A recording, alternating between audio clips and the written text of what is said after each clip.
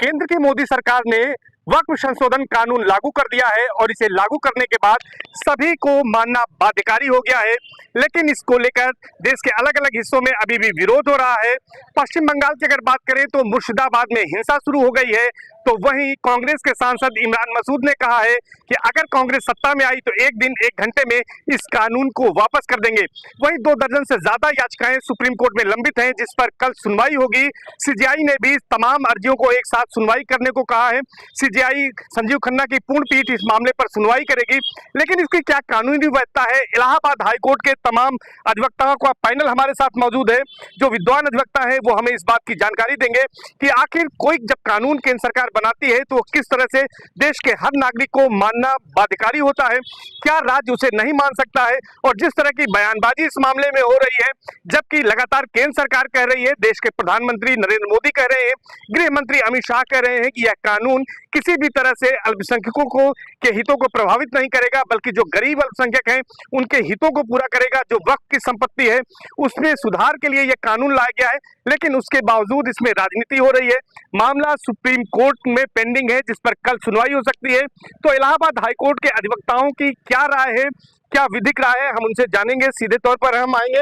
अभिषेक जी, सबसे पहले आपके पास आते हैं। ये वो कानून है जिसको लेकर इस समय देश का माहौल गर्म है। सुप्रीम कोर्ट में कल सुनवाई होने जा रही है। क्या मानते हैं कि किस तरह से जो बिल को चुनौती दी गई थी ये वहां पर स्टैंड करेगा या नहीं करेगा? देखिए, कोई भी जब कानून बनता है तो उसको एक कमेटी बनती है, उसमें चर्चा होती है, उसके बाद वो पार्लियामेंट में पेश होता है, उस पर चर्चा होती है सदन में, उसके बाद कोई कानून पास होता है। तो किसी भी कानून में मान लीजिए कोई बड़ा कानून नया पास हुआ है तो कुछ त्रुटियां हो सकती हैं। सुप्रीम कोर्ट अगर ये लोग गए हैं तो सुप्रीम कोर्ट ये देखता है कि ये जो कानून नया बना है ये संविधान में जो अधिकार जो दिए गए हैं किसी प्राइवेट पर्सन को या किसी जाति धर्म विशेष को, उसको कहीं से हर्ट तो नहीं कर रहा है।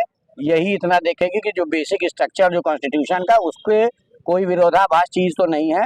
पूरे कानून को आकलन करेगा, उसमें अगर उसको लगता है कि एक आध दो ऐसे सेक्शंस हैं या ऐसी धाराएं हैं जो संविधान विपरीत हो सकती है तो उनको स्पष्टीकरण या त्रुटिकरण करके उसको वापस उसको दे सकता है। सर, आपसे जानना चाहेंगे, प्रशांत कुमार जी अटल हैं आप, प्रशांत सिंह रिंकू जी हैं, आप ये बताइए कि किस तरह से जो है इस पूरे मामले में जो याचिकाएं दाखिल हुई हैं, अभी बिल को यहाँ पर चुनौती दी गई जिस पर कल सुनवाई हो सकती है, क्या संभावना इसमें बनती है कानूनी नजरिए से अगर हम देखें तो?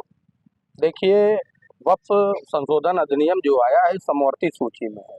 इसमें केंद्र सरकार राज्य सरकार दोनों कानून बना सकते हैं, लेकिन केंद्र सरकार द्वारा बनाया गया कानून जो है वो पूरे भारतवर्ष में लागू होगा। संसद द्वारा बनाया गया कानून जो है सर्वोच्च कानून होता है।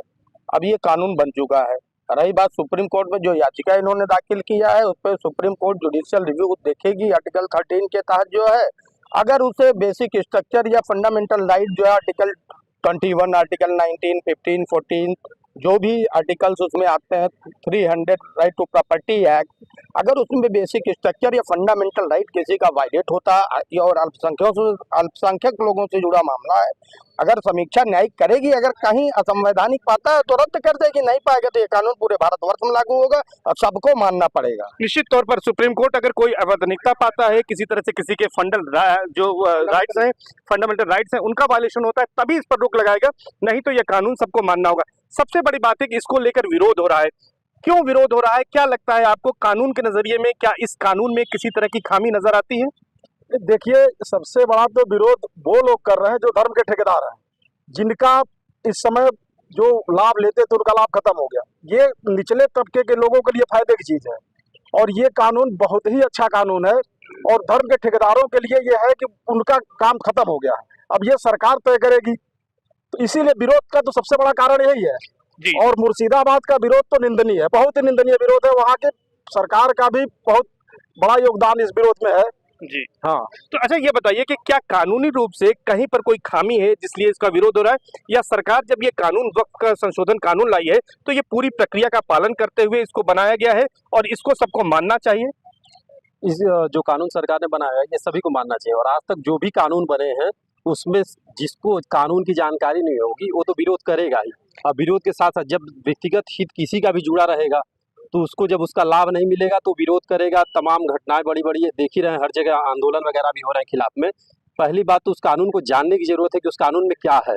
और वो कानून सबके लिए लाभकारी है। प्रक्रिया सही है पूरी। प्रक्रिया पूरी तरीके से सही है। सर केंद्र सरकार जो कानून लाई है, क्या प्रक्रियागत कोई खामी है जिसकी वजह से विरोध हो रहा है, कोई अन्य वजह है? नहीं, हमें तो ऐसा नहीं लगता कि किसी प्रकार की कोई खामी है इसमें। ठीक है, लोकसभा से ये पारित हुआ है, राज्यसभा से पारित हुआ है, माननीय राष्ट्रपति जी ने इस पे हस्ताक्षर किए हुए हैं, तो मेरी समझ से ऐसा कुछ नहीं है कि किसी प्रकार की खामी है। जिनको खामी लग रही है उनका व्यक्तिगत स्वार्थ है, उन्हें ही खामी लग रही है, बाकी इसमें कोई खामी नहीं है। वकील साहब, आप हमारे साथ जुड़े हैं अभी। ये वक्फ संशोधन कानून बन गया है, इसका विरोध हो रहा है, आपको क्या लगता है कि प्रक्रियागत कोई खामी है, विरोध क्यों हो रहा है? नहीं सर, ऐसा नहीं है। इसमें कोई हमारे अपने नज़र से इसमें कोई खामी नहीं है। जैसे इसमें ये हमको लगता है कि 1995 में ये बिल आया, जिसमें से 40 संशोधन किए गए थे लगभग, उसमें से 14 संशोधन इसमें भी पास किए गए हैं। इसमें से कुछ संशोधन ये है कि पहले क्या था कि कोई मुस्लिम परिवार का कोई नहीं है तो उसकी पत्नी को ना देके सीधे सीधे वह बोर्ड को चली जाती थी जमीन। अब ये कहाँ तक सही है, आप बताइए कहाँ मतलब तक परिवार तक रहेगा ये कानून, ठीक है? हाँ, परिवार में जाना चाहिए, पहले पत्नी को मिलना चाहिए, जब कोई नहीं हो तो चाहे जहाँ चली जाए। सर एक सवाल आपसे लेंगे कि अब ये इस मामले में सुप्रीम कोर्ट सुनवाई भी करने जा रहा है, लेकिन इस बीच तमाम पॉलिटिकल बयान आ रहे हैं। खासतौर पर कांग्रेस के सांसद इमरान मसूद हैं, उन्होंने कहा है कि उनकी सरकार आएगी तो एक दिन एक घंटे में इस कानून को रद्द कर देंगे। क्या किसी कानून को जो भारत की संसद ने बनाया हो उसको इस तरह से रद्द किया जा सकता है? ये सिर्फ पॉलिटिकल स्टंट है? देखिए, ऐसा है कि जब भी कोई भी पार्टी की सरकार, मैं किसी पार्टी की बात नहीं कर रहा हूँ, ये विपक्ष का काम है। बिल्कुल, हम कानून की बात करें, कानून क्या कहता है? विपक्ष का काम है कि सरकार की कभी वो तारीफ नहीं कर सकती, हमेशा विरोध में ही, चाहे सत्ताधारी जो भी पार्टी रही हो उसका विरोध होता रहा है। कोई भी कानून जब बनता है तो उसके पीछे एक मंशा होती है। इस कानून के पीछे मंशा ये थी कि कुछ एक वर्ग के लोगों ने पूरे वक्फ बोर्ड के ऊपर कब्जा करके रखा हुआ था। इस कानून के माध्यम से इसको एक बड़े पैमाने में बताते हुए, एक बड़ा पैनल बनाते हुए, जिसमें गैर मुस्लिम लोग भी शामिल होंगे इस एक्ट के तहत। पहले आप वक्फ बोर्ड के पास ही जाते थे, अगर कोई दिक्कत होती थी उस वक्फ बोर्ड के पास जिससे आप पीड़ित रहते थे। अब आपको सिविल कोर्ट का मुद्दा खोल दिया गया है। जहां तक रही बात कानून मानने न मानने की या वापस लेने की, प्रक्रिया वही है। आपको पुनः राज्यसभा लोकसभा ले जा करके आपको फिर से पास कराना पड़ेगा, उसको रद्द करना पड़ेगा, फिर राष्ट्रपति की संस्तुति लेनी पड़ेगी। इतना इजी प्रोसेस नहीं। बिल्कुल, मतलब ये बयानबाजी है, ये इजी प्रोसेस नहीं है। जिस तरह से कानून बना है, अगर कानून वापस लेने की बात होगी तो फिर से उन्हीं प्रक्रियाओं का पालन। रिंकू जी, आपसे जानना चाहेंगे, जो ये कानून है इसको वापस लेने की बात हो रही है, ममता बनर्जी तो साफ तौर पर कहती है कि उनके स्टेट में ये लागू ही नहीं होगा। इसमें किस तरह से पॉलिटिकल स्टंट है, या इसमें ऐसा वो कर सकती हैं, इसको स्टे कर सकती हैं अपने स्टेट में? देखिए, ये पॉलिटिकल स्टंट है। विरोधी पार्टियां कभी नहीं चाहेंगे कि भारतीय जनता पार्टी अल्पसंख्यकों में अपना जो है जनाधार बढ़ा पाए, इसलिए ये लोग विरोध कर रहे हैं। इसके पहले भी धारा 370 अनुच्छेद 35A अनुच्छेद नहीं 35A जो भी कानून हुआ, सुप्रीम कोर्ट में वैधता की चुनौती दी गई, सारी रिट पिटीशन खारिज हो गई। मेरे हिसाब से जो पॉलिटिकल स्टंट की बात है, पॉलिटिकल स्टंट ये समझिए कि वक्फ बोर्ड से सामंतवादी व्यवस्था को समाप्त कर दिया है वर्तमान सरकार ने, और समीक्षा जो है सुप्रीम कोर्ट द्वारा किया जाएगा। सुप्रीम कोर्ट को जो उचित लगेगा, न्याय विधि संगत होगा, वो वही कानून को या तो रद्द करेगा या तो लागू करेगा।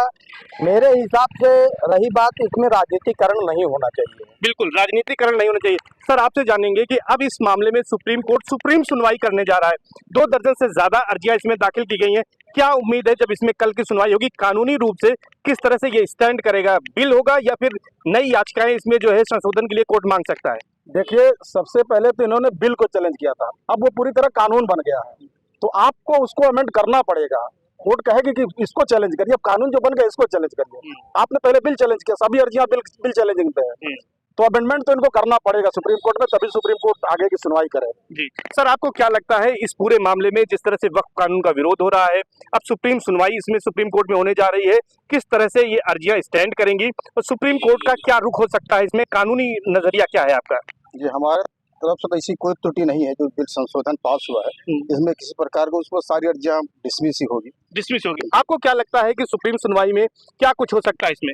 इसमें सुप्रीम कोर्ट अब हमारी तरफ से तो पूर्णतः इसको खारिज ही करेगी, क्योंकि इसमें होने लायक कुछ संशोधन इसमें है ही नहीं, और बिल तो रद्द होने कोई सवाल ही नहीं। आपको क्या लगता है सर? नहीं, बिल सारी अर्जियां इसमें खारिज होनी है, इसमें कुछ नहीं हो सकता। कानूनन सर आपसे भी कमेंट ले लेते हैं फाइनल, कि अब चूंकि सुप्रीम सुनवाई हो रही है, अगर इसमें सुनवाई होती है तो जिस तरह से इसमें अर्जियों के जरिए चैलेंज किया गया, क्या हो सकता है कि कानूनी नजर में आप क्या सोचते हैं इसमें? देखिए, हमने पहले भी कहा कि इसको एक स्क्रूटनी समझिए, इस कानून को एक स्क्रूटनी होनी है कि इस कानून में क्या क्या बदलाव लाए गए हैं या क्या क्या चीजें लाई गई हैं।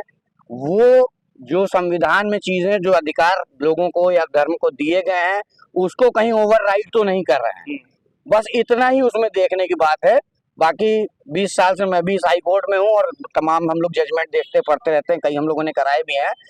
इस फौरी तौर पे इसमें सिर्फ यही चीज है कि संविधान के किसी अनुच्छेद का उल्लंघन ना हो, बाकी प्रक्रिया सब सही है। सर, आपको भी लगता है कि सुप्रीम कोर्ट में तमाम जो अर्जियां हैं वो खारिज हो जाएंगी?